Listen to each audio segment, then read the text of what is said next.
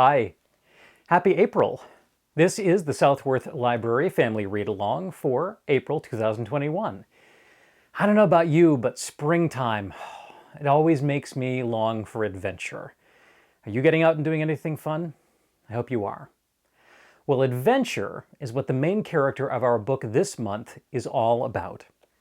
This month is The Mouse and the Motorcycle by Beverly Cleary. Ralph will take the ride of his life. So read along with me for the first chapter, and then you can go ahead and read on yourselves with your family. Let's get started. Chapter 1. The New Guests. Keith, the boy in the rumpled shorts and shirt, did not know he was being watched as he entered room 215 of the Mountain View Inn. Neither did his mother and father, who both looked tired and hot. They had come from Ohio, and for 5 days had ridden across plains and deserts and over mountains to the old hotel in the California foothills, 25 miles from Highway 40. The fourth person, entering room 215, may have known he was being watched, but he did not care. He was Matt, 60 if he was a day, who at the moment was the bellboy.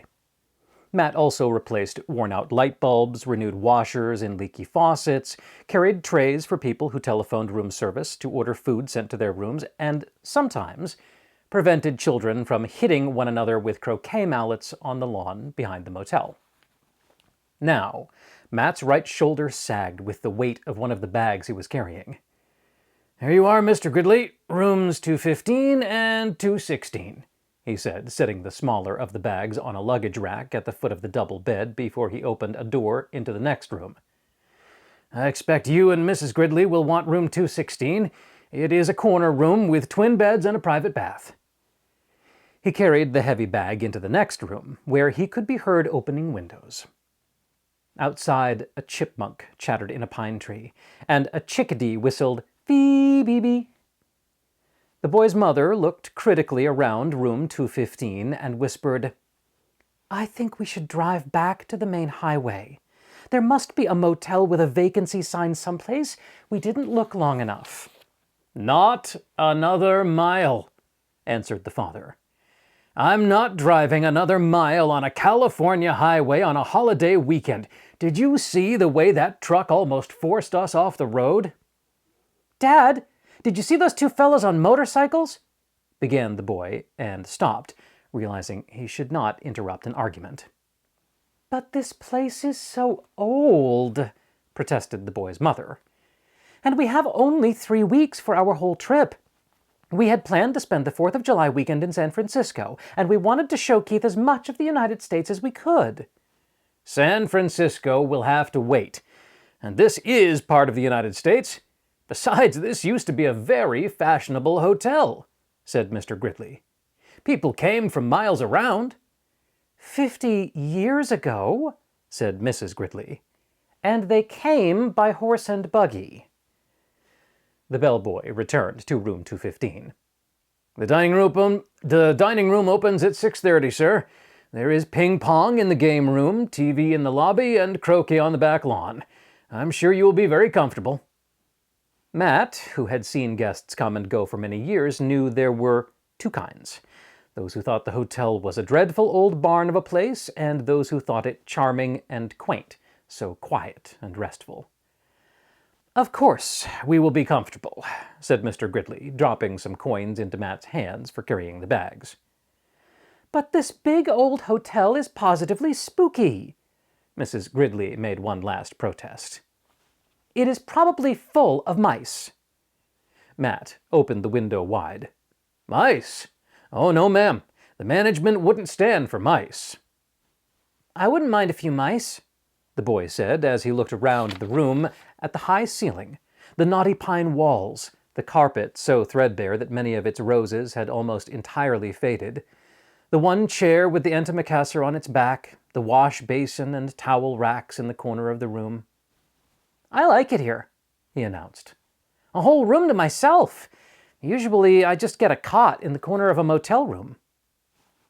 His mother smiled, relenting. Then she turned to Matt. "I'm sorry. It's just that it was so hot crossing Nevada, and we are not used to mountain driving. Back on the highway, the traffic was bumper to bumper. I'm sure we shall be very comfortable." After Matt was gone, closing the door behind him, Mr. Gridley said, "I need a rest before dinner. 400 miles of driving, and that mountain traffic. It was too much." "And if we are going to stay for a weekend, I had better unpack," said Mrs. Gridley. "At least I'll have a chance to do some drip drying." Alone in room 215, and unaware that he was being watched, the boy began to explore. He got down on his hands and knees and looked under the bed. He leaned out the open window as far as he could and greedily inhaled deep breaths of pine-scented air. He turned the hot and cold water on and off in the wash basin and slipped one of the small bars of paper-wrapped soap into his pocket.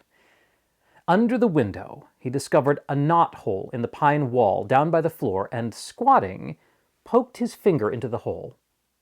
When he felt nothing, he lost interest. Next, Keith opened his suitcase and took out an apple and several small cars, a sedan, a sports car, and an ambulance about 6 inches long, and a red motorcycle, half the length of the cars, which he dropped on the striped bedspread before he bit into the apple. He ate the apple noisily, in big chomping bites, and then laid the core on the bedside table beside the lamp and the telephone.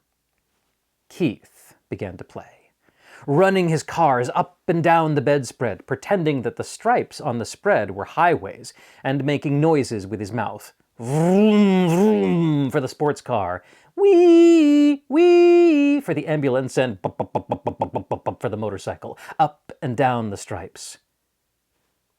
Once Keith stopped suddenly and looked quickly around the room as if he expected to see something or someone.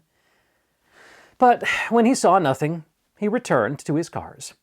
Vroom, vroom, bang, crash! The sports car hit the sedan and rolled over off the highway strip. Plump, plump, plump, plump, plump, plump, the motorcycle came roaring to the scene of the crash. "Keith!" his mother called from the next room. "Time to get washed for dinner." "Okay." Keith parked his cars in a straight line on the bedside table beside the telephone, where they looked like a row of real cars, only much, much smaller. The first thing Mrs. Gridley noticed when she and Mr. Gridley came into the room was the apple core on the table. She dropped it with a thunk into the metal wastebasket beside the table as she gave several quick little sniffs of the air and said, looking perplexed, "I don't care what the bellboy said. I'm sure this hotel has mice."